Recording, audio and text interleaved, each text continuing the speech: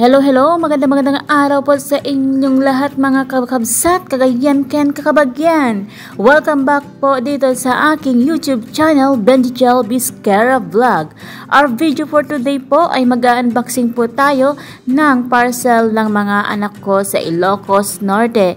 And bago po tayo magpatuloy, sana po huwag niyong kalimutan mag-subscribe dito sa aking YouTube channel and tap the bell notification bell po para po kayo ay lagi ma-notify sa aking mga i-upload na video dito sa aking YouTube channel. And please huwag niyo po sanang skip o huwag niyo pong ipagdamot ang mga kaunting segundo na manood ng ads ng aking video para po kasi ito sa aming Team Puyog, para po sa mga misyon ng Team Puyog ang malilikom ng channel na ito. Maraming salamat, and ito na nga po ang ating parcel.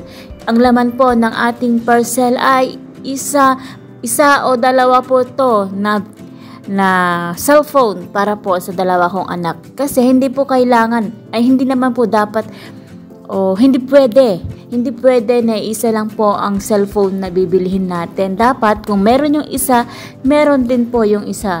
Patas pareho po sila na meron para wala pong selosan. Ayan nga po, ito po yung aking binili through online kay Miss Fe. Ilalagay ko po dito sa screen kung ano yung FB account niya para po kayo ay makapag-order din po sa kanya. At sigurado pong legit na legit ito. From Pangasinan po si Ma'am Fe. At siya na din po ang nagbayad po ako through GCash, at siya na din po ang bahalang nagpadala sa mga anak ko ang aking biniling dalawang cellphone. Pero sa katotohanan is tatlo po lahat yung na-purchase ko sa kanya na cellphone. Ang isa ay naiwan sa SWAL para po sa aking stepson.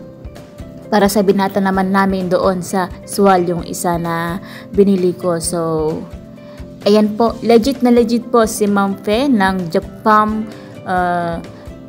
mobile phone shop. Ayan. At hindi po tayo sigurado pong hindi po kayo may scam dito tulad ng iba na online seller na nang i-scam po. Ayan. Dahil si Ma'am Fe, sigurado po yan. At ayan na nga, ito po ang in-order ko na cellphone ng mga anak ko dahil wala na po silang magagamit. Dahil nga yung isa, bago pa lang po noon is nawala na, at sana naman bunso, wag mo nang walain yung aking binili ha. At yun namang isa po kay kuya ay nasira na daw, kaya yan. And this is the early birthday gift ko din po sa aking anak na si Bunso, si Rian Shelsa, November 25. Walang handa-handa na kasi ang mas pinili niya is cellphone. Ayan.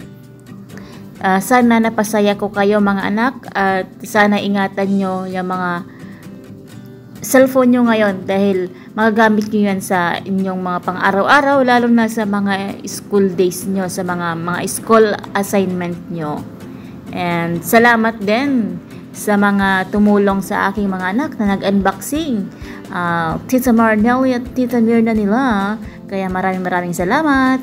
And dyan na po nagtatapos ang ating unboxing, diba? Maraming freebies na binigay si Ma'am Fe. Maraming salamat Ma'am Fe, and God bless. Thank you for watching. Please share po and comment down, and bye-bye.